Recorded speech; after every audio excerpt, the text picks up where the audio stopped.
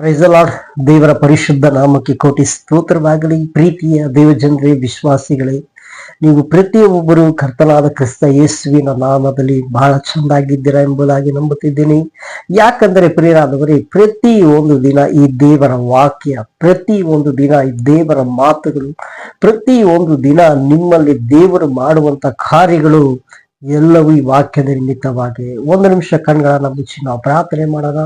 ಅಪ್ಪ ಪರಿಶುದ್ಧವಾದ ಒಳ್ಳೆ ತಂದೆ, ನಿಮ್ಮನ್ನ ಸ್ತುತಿಸ್ತಾ ಇದ್ವಿ, ಕೊಂಡಾಡ್ತಾ ಇದ್ವಿ, ಮಹಿಮೆ ಪಡಿಸ್ತಾ ಇದ್ವಿ.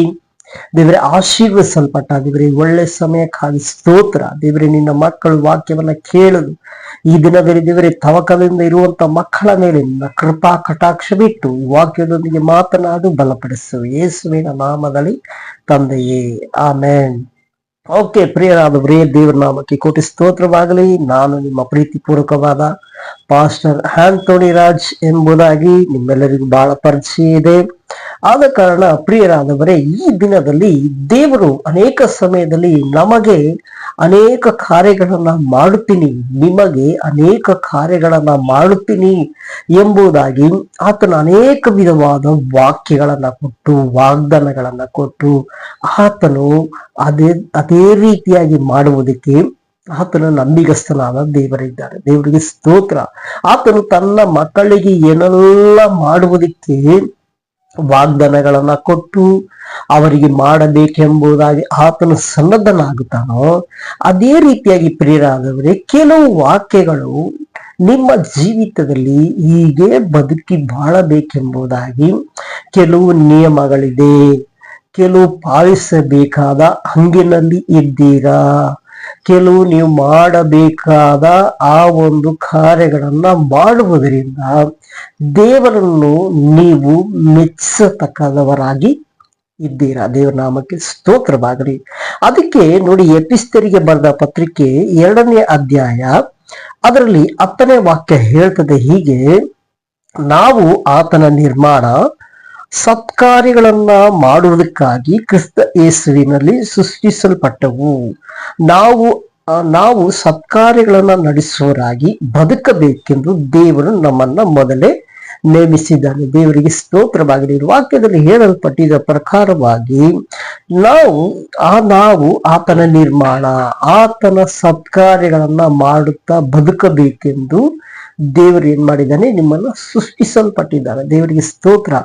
ದೇವರ ಸತ್ಕಾರ್ಯಗಳು ಏನೆಲ್ಲ ಇದೆ, ದೇವರು ನನ್ನ ಜೀವಿತದಲ್ಲಿ ಮಾಡಬೇಕಾದ ಎಲ್ಲ ಪ್ರತಿಯೊಂದು ಕಾರ್ಯಗಳು ಏನಿದೆ ನೋಡಿ, ದೇವರ ಸ್ವಭಾವ, ಆತನ ಕ್ಯಾರೆಕ್ಟರ್ ಅಂತ ಹೇಳ್ತೀವಿ. ಅದು ಏನಂದ್ರೆ, ದೇವರು ಕೃಪಾವಂತನಾಗಿದ್ದಾನೆ, ದೇವರು ದಯಾವಂತನಾಗಿದ್ದಾನೆ.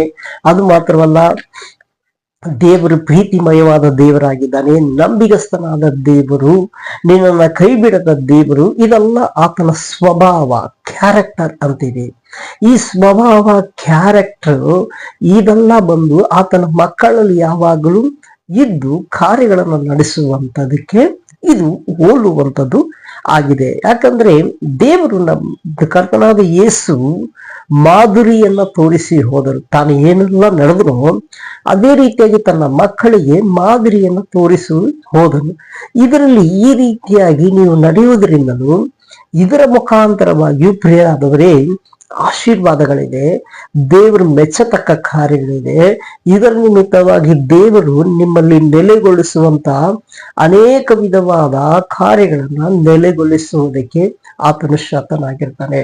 ಈ ವಾಕ್ಯದಲ್ಲಿ ನಾವು ಓದಿದ ಪ್ರಕಾರವಾಗಿ ನಾವು ಆತನ ನಿರ್ಮಾಣ, ಸತ್ಕಾರ್ಯಗಳನ್ನ ಮಾಡುವುದಕ್ಕಾಗಿ ಕ್ರಿಸ್ತ ಯೇಸುವಿನಲ್ಲಿ ಸೃಷ್ಟಿಸಲ್ಪಟ್ಟಿದ್ದೀವಿ. ಆತನ ನಿರ್ಮಾಣವಾಗಿದ್ದರಿಂದ ಆತನ ಸಕಲ ವಿಧವಾದ ಸತ್ಕಾರ್ಯಗಳೆಲ್ಲ ಏನೆಲ್ಲ ಇದೆಯೋ ನಾನು ಮೊದಲೇ ಹೇಳಿದ ಪ್ರಕಾರವಾಗಿ ನೀವು ಅದನ್ನ ಪಾಲಿಸಬೇಕು. ನಾವು ಆತನ ಸತ್ಕಾರ್ಯಗಳನ್ನು ನಡೆಸುವರಾಗಿ ಬದುಕಬೇಕೆಂದು ದೇವರು ನಮ್ಮನ್ನ ಮೊದಲೇ ನೇಮಿಸಿದ್ದಾನೆ. ನೋಡಿ, ಪ್ರತಿಯೊಬ್ಬೊಬ್ಬರ ಬದುಕು ಅನೇಕ ವಿಷಯದಲ್ಲಿ, ಅನೇಕ ಸಮಯದಲ್ಲಿ ಒಂದು ಪ್ರಶ್ನೆಗೆ ಒಳಗಾಗ್ತದೆ. ನೋಡಿ, ಅಂಥವರಿಗೆ ಹೇಳ್ತೀನಿ ನಾನು, ನೋಡಿ, ನಾವು ಸತ್ಕಾರ್ಯಗಳನ್ನ, ಕ್ರಿಸ್ತನ ಸ್ವಭಾವವನ್ನ ಪಡೆದುಕೊಂಡವರಾಗಿ ಜೀವಿಸುವಾಗ ದೇವರು ನಿಶ್ಚಯವಾಗಲು ನಿಮ್ಮನ್ನ ಆಶೀರ್ವದಿಸಿ ನಿಮ್ಮನ್ನ ಎಲ್ಲಾ ವಿಧದಲ್ಲೂ, ಎಲ್ಲಾ ಕಾರ್ಯದಲ್ಲೂ ಆತನನ್ನು ಮುನ್ನಡೆಸಿಕೊಂಡು ಹೋಗುವನಾಗಿದ್ದಾನೆ. ಆದುದರಿಂದ ಪ್ರಿಯರಾದವರೇ, ಅನೇಕ ಸಮಯದಲ್ಲಿ ದೇವರು ನಮಗೆ ನಿಮಗೆ ಅನೇಕ ಕಾರ್ಯಗಳನ್ನ ಮಾಡ್ತೀನಿ ಎಂಬುದಾಗಿ ವಾಗ್ದಾನಗಳನ್ನ ಮಾಡ್ತಾರೆ.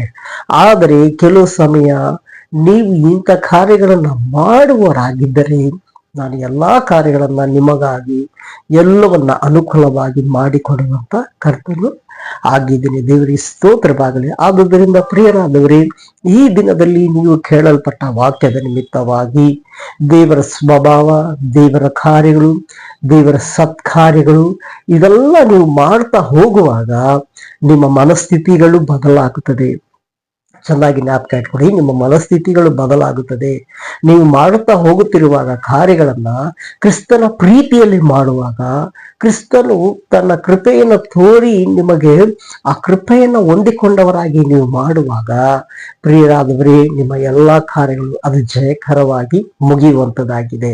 ಆದುದರಿಂದ ಈ ದಿನದಲ್ಲಿ ಈ ಎಫೆಸರಿಗೆ ಬರೆದ ಪತ್ರಿಕೆ 2ನೇ ಅಧ್ಯಾಯ 10ನೇ ವಾಕ್ಯದಲ್ಲಿ ಹೇಳಿದ ಪ್ರಕಾರವಾಗಿ ಇದು ನಿಮ್ಮ ಜೀವಿತದಲ್ಲಿ ಕರ್ತನು ಸಕಲ ಕಾರ್ಯಗಳನ್ನ ಅನುಗ್ರಹಿಸುವುದಕ್ಕೆ ಶಕ್ತರಾಗಿದ್ದಾರೆ. ಕಣ್ಗಳನ್ನು ಮುಚ್ಚಿ ನಾವು ಪ್ರಾರ್ಥಿಸೋಣ. ಪರಿಶುದ್ಧವಾದ ಒಳ್ಳೆ ತಂದೆ, ಈ ದಿನದಲ್ಲಿ ಹೇಳಲ್ಪಟ್ಟ ವಾಕ್ಯದ ನಿಮಿತ್ತವಾಗಿ ಈ ಎಲ್ಲ ನಿನ್ನ ಮಕ್ಕಳು ಆಶೀರ್ವದಿಸಲ್ಪಟ್ಟು ದೇವರ ಸಕಲ ವಿಧವಾದ ಸತ್ಕಾರ್ಯಗಳನ್ನ ಮಾಡಿ ಬದುಕಬೇಕೆಂದಿಟ್ಟಿದ್ಯಾ.